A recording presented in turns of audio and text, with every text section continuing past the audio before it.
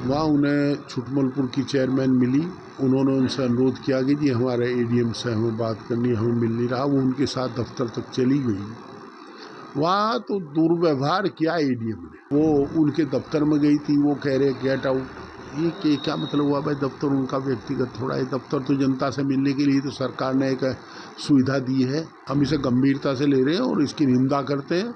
यह अति निंदनीय कृत है, कुकृत है। और जो भी हम होगा, हम सड़क से लेकर संसद तक संघर्ष करेंगे। देखिए, एडीएम और ऑनरेबल इकरा हसन जी के साथ बीच में कोई विवाद नहीं है।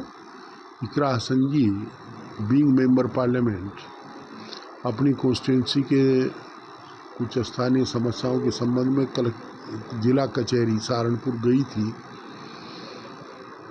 जैसा मुझे पत्रकार साथियों ने बताया, वहाँ उन्हें छुटमलपुर की चेयरमैन मिली। उन्होंने उनसे अनुरोध किया कि जी हमारे एडीएम से हमें बात करनी है, हमें मिल नहीं रहा। वो उनके साथ दफ्तर तक चली गई। वहाँ तो दुर्व्यवहार किया एडीएम ने। इकरा साहब को तो आप भी जानते हैं, मैं भी जानता हूँ, और हम तो बचपन से जानते हैं। वो वेल बिहेव्ड लड़की है, वेल कल्चर्ड है। वो ऐसा काम नहीं कर सकती। वो उनके दफ्तर में गई थी, वो कह रहे गेट आउट।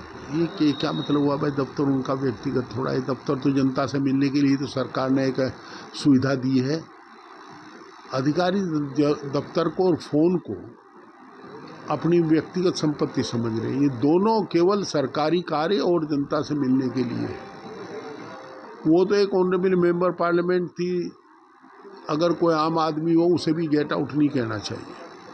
और एक पढ़े लिखे आदमी से अपेक्षा नहीं की जाती, जो एडीएम साहब ने किया। एडीएम खुद पढ़ा लिखा अफसर है, उनसे अपेक्षा नहीं थी। हम इसे गंभीरता से ले रहे हैं और इसकी निंदा करते हैं।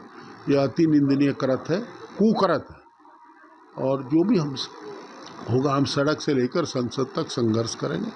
राय इकरा जी की चलेगी, जैसा इकरा जी कहेंगे या हमारे आदरणीय अध्यक्ष जी कहेंगे राष्ट्रीय। उन्होंने इसका संज्ञान ले लिया है, और वो तो जिसके साथ भी जुल्म होता है उसी के साथ खड़े हो जाते हैं। ये तो उनकी पार्टी की मेंबर पार्लियामेंट का मामला है। आपने इस मामले को लेकर पंचायत का भी है? मैंने ये कहा है कि मेरा मन है कि ये रोजाना का काम मैं देख रहा हूँ। कभी किसी की जवानी लंगड़ी हो जा, रेट बोर्ड खोल रखे कि लाख रुपए में पिंडी में लगेगी, 1.5 लाख रुपए दे देगा, खिलाफ पड़ा तो गोड्डे मार देंगे। किसी को पकड़ कर बंद कर दें, किसी पर अनटचेबिलिटी एक्ट लगा दें, किसी की ज़मीन पर कब्जा कर लें। जो काम चल रहा है, किसी को बदतमीजी कर लें।